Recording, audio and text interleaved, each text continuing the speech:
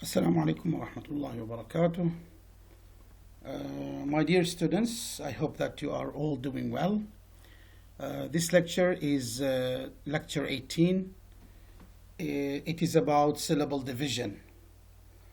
Actually, our main concern in this lecture is to know where to end a syllable and where to start the second syllable. That is called syllable division, to identify the end of the first syllable and the beginning of the second syllable. And this is very important, but at the same time very complicated, because we need to consider several rules. Some of them are universal rules, some of them are language specific rules that are related to English only. So before that, let us deal with the question, or respond to the question, why do we divide the syllable into two basic parts, which are the onset and the rhyme? And why don't we have it like this: onset, nucleus, coda? Onset, what consonants that come before the nucleus, and coda, consonants that come after the nucleus. This seems logical. So why do we have onset rhyme, then the rhyme is divided into nucleus and coda? Actually, there are reasons. There are reasons for this. Okay? And the first reason and the first motivation, let me say, to accept this division over this one is a poetic device that is called alliteration. Alliteration is one of the poetic sound devices that are normally used in poetry. In this poetic device, the initials of words or syllables are made similar to create a musical effect. So the beginnings of words or syllables are repeated intentionally. Why? On purpose, I mean, to create a musical effect. Okay? So for example, Peter Piper picked a peck of pickled peppers. Look at the repetitions of the initials of these subsequent words. This is called alliteration. It is the repetition of initial consonants. The consonants that are at the beginning of syllables, they are repeated, as in this example, to create a musical effect. Because you know, in poetry, music, prosody are very important. In this literary device, only the consonants, look, only, the word only is very important here. Only the consonants that precede the vowel are considered, which is the onset. So in alliteration, the onset is treated as a specific separate unit. So when we want to decide whether two words are alliterated or not, we look at what? We look at the consonants only at the beginning. We do not look at the consonant and the vowel that comes after. The vowel is separate and the onset is separate. Okay? So this is what do we mean by alliteration, and how we can actually conclude that the onset should be treated as one separate unit based on alliteration. Because in alliteration, the consonants are dealt with in separation of the vowel that comes after them. We don't look at the vowel at all. We only look at the consonants. The consonants here are similar. That's why we can call these as alliterated words. For example, if we have two words, like for example, try, 3, for example, are these, let us have the same vowel, it's better. Fly, for example, try and fly. Here we have two consonants and here we have two consonants at the beginning. Can we say that they are alliterated? No, they are not alliterated because the consonants are different, even though the vowels are the same. The vowels are the same. But when we talk about alliteration, we are much concerned and actually only concerned with the consonants. So this is a conclusion that the onset should be treated as a separate unit that has no relationship with the vowel, and the conclusion is based on alliteration. Okay?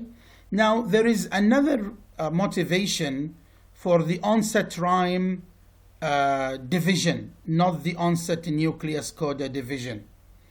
This is another poetic device which is called rhyme or rhyming. In Arabic we call it al-qafiyah. Okay? It is a poetic device in which the vowel and the consonants that come after the vowel are repeated in successive words or syllables, like moon and soon. Look, here the consonants are different, so they are not alliterated, but the vowel and the consonants that come after the vowel are the same. In this case, u, mu, su, and n, na at the end. Moon, soon. Okay, these words are said to be rhymed. Why? Because their vowels and consonants are the same. And you can see that the onset is different. But does this affect rhyming? No. The onset has nothing to do with rhyming. In the same way here, the vowel and what comes after the vowel, which is the rhyme, has nothing to do with alliteration. Okay? So with alliteration, we pay attention to the onset. With rhyming, we pay attention to the nucleus and the coda together. If the coda is different, we cannot say we have rhyming, even if the vowel is the same. And if the vowel is different and the coda is the same, again we have no rhyming. These two should be the same, both of them. This supports the idea of having the rhyme as one unit, not a unit that is divided. Okay? It should be treated as one unit. So the conclusion here, we can say for right and sight, are they rhymed? Yes, they are, because the I and the T that follows are the same in the two words. I mean the vowel and the rhyme, while the consonants before the vowel is different.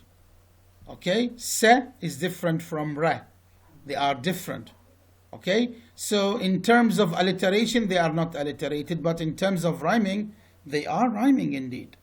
In this literary device, the nucleus and the coda are both considered and should be similar. Okay, should be similar. Let me close my, now it's okay. Okay, the conclusion is that the nucleus and the coda are treated as one separate unit where the onset is not taken into account. The onset has nothing to do with rhyming. Okay? Now, when the vowel is the same, but the coda is different, do we have rhyme? Let's have this example. Seat and seen. Okay? Seat and seen. Now, let's take it one by one. We said in rhyming, we pay attention to the vowel and what comes after the vowel. So the vowel here is E, correct? It is E. In the next word, we have the same vowel. We have the same vowel. It is E, okay? I'm just trying to shade the vowel alone. Yes, the vowel is the same, E, E, but what we have here is T, which is different from the sound N. So, is this good rhyming? No, they are not rhymed. They are not rhymed. Okay? Why? Because the consonant is different. Even though the vowel is the same, if the consonant is different, we don't have rhyming. Okay? Now, another example. When the coda is the same, but the vowel is different, do we have rhyme? Like sight and suit. Sight, sight, and suit. Okay? What do we have here? We have the same consonant, I mean the same coda in the two words, but we have different vowels. We have different vowels. Here we have I, and here we have oo. So do we have rhyming here? Again, no, we don't have rhyming in these two words. Why? Because the coda is the vowel is different, the nucleus is different, and here we don't have rhyming because the vowel is the coda is different. Okay, here the coda is different, the vowel is the same, no rhyming. The vowel is different, the coda is the same, again no rhyming. What shall we conclude? We conclude that both the nucleus and the coda should be the same. Otherwise, we don't have rhyming at all. Now, we have several syllabification rules that should be considered when we syllabify words that have more than one syllable. In one syllable, we don't have problems. In words with more than one syllable, no, we need to pay attention. If you remember, there is a rule which says that the number of syllables is decided based on the number of vowels. Don't forget this. So if we have one vowel, it means that we have one syllable. If we have two vowels, we have two syllables, three vowels, three syllables, etc. Now, after we look at the word and decide if it has more than one vowel or not, now we need to divide them into syllables. We are talking about two syllable words and more. The first and the most important rule is the maximal onset principle. The maximal onset principle means whenever you have intervocalic consonants means consonants that are between vowels. So these are called intervocalic consonants. The consonants that occur between two vowels, يعني V, consonant V, V, C, V. These consonants are problematic. Why? Because we are, maybe we ask ourselves a question. Do we make the C that is intervocalic in the middle a coda for the first nucleus, the V, or an onset for the second nucleus, the second vowel? This is the question. Here we need to take this rule into consideration, maximal onset principle, which means that, intervocalic consonants, I'm still explaining this, they might be coda for the first syllable or onset for the second syllable. Whenever we have such consonants, which one of them is more preferable? The one that makes the onset more and bigger is the most preferable. Give preference to the onset as far as the onset does not violate the language specific rules. Okay, so whenever we have V, CV, so we have a consonant between two vowels. Look, this is a vowel, this is another vowel, and we have a consonant in the middle. Do we make the consonant coda, V plus coda? Okay, and we start another syllable with another V. This is one possibility. Another possibility is to have the V alone. Then we have what? We have the onset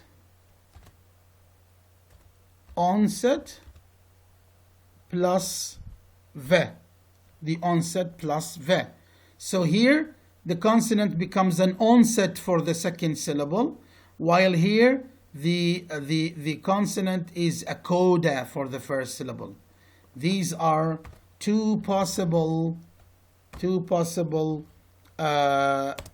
analyses for the intervocalic consonant.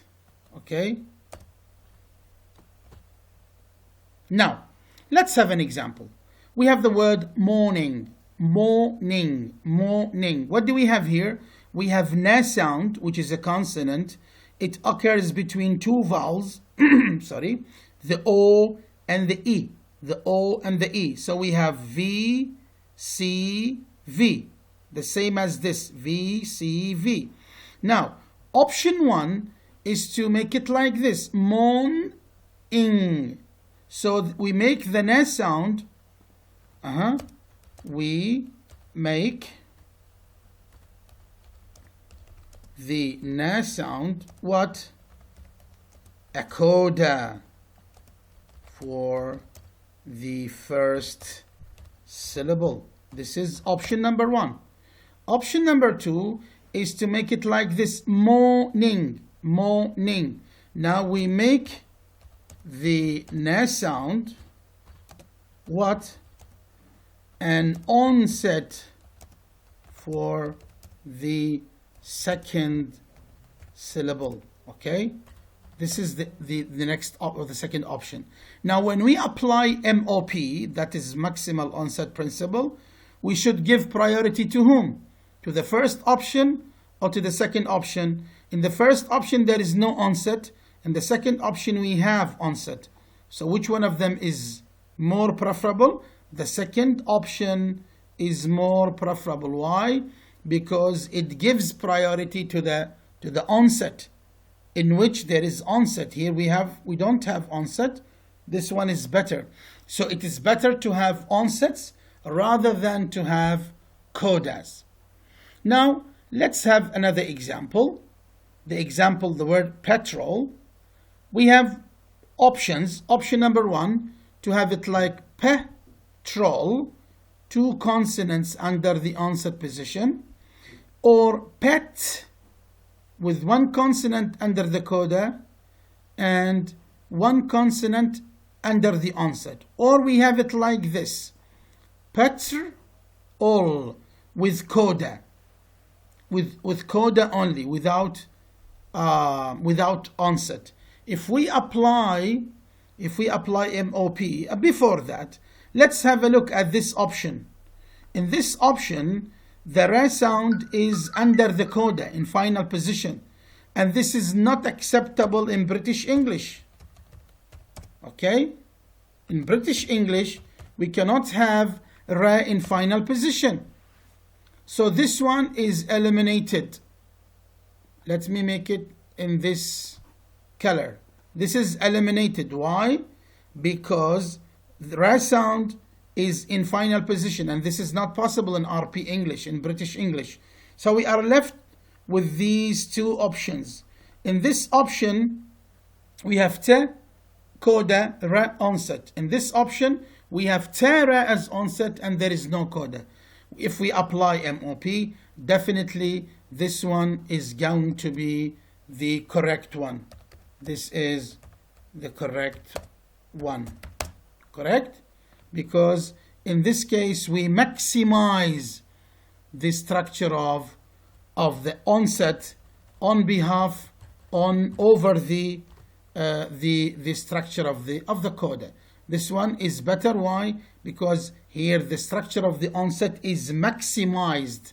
This is what we mean by maximal, to maximize the structure of the onset. But don't forget, always when you maximize the structure of the onset, ask yourself a question: is this onset possible in English? Okay, is it possible? Let's try to look for words in English which starts with tara. We have train, we have try, okay, truck. So this is possible. So we can accept option 1. We can accept option 1. Now, we have, there is another rule actually besides MOP, which is very important. Don't leave short or weak vowels, except the schwa, alone in the coda position. Try always not to leave the vowel, the short weak vowel, alone in the syllable. In this case, let me make it like this, it's better. Okay, in this case we have okay, this one we already discussed. This is possible, and this is possible. This is not this one is not syllabified because we eliminated it. So which one of them is better among these two? This one. Why? Because the structure of the onset is maximized. It's okay not to have coda, no problem, but here the onset is maximized. This is based on MOP. But when we do this, the sound E will be left alone, and this vowel is weak, short vowel. So, by the way, the MOP is stronger than this rule in terms of order. We should prefer this on this. But there is another solution for this problem, which is to make the ta sound, which is the consonant between the vowel a and the vowel o, to make it ambisyllabic consonant. What do you mean by ambisyllabic consonant? The consonant that belongs to the coda of the first syllable, and at the same time, it belongs to the onset of the second syllable. So it belongs to the two syllables, to the first and the second one. Here it is a coda, and here it is an onset. This solution actually satisfies the two rules, اللي هم MOP. Now we have maximized the structure of the onset, and at the same time we haven't left the alone. Okay, so in this case we are going to satisfy all rules. The first rule of MOP, we have the greatest structure here. The two consonants are under the onset.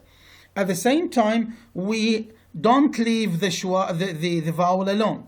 The schwa can be left alone, no problem. But other weak vowels like a, e are always given a coda. Okay? In this case, the short vowel has a coda, and the onset is the maximum. Okay? So ambisyllabicity will satisfy this rule and satisfy the MOP rule. Now, let's give you a word for you to syllabify. It is the word extra. Extra. I want you to think of all possible syllable divisions for this word and arrive at the most acceptable one, and we are going to discuss it inshallah in our Google Meet. Thank you very much for listening. Wish you the